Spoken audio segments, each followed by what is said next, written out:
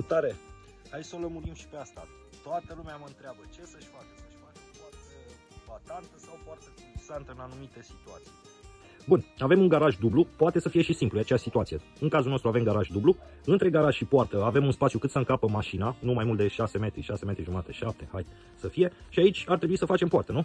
Acum bun, lumea mă întreabă ce facem, facem poartă culisantă ori poartă batantă.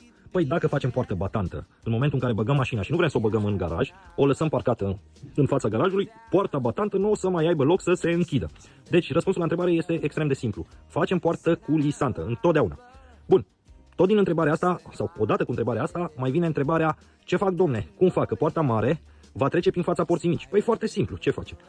Când intrăm pe poarta mare, niciodată nu o să intrăm și pe poarta mică în același timp. Funcționează foarte bine, mi-am făcut treaba și am plecat.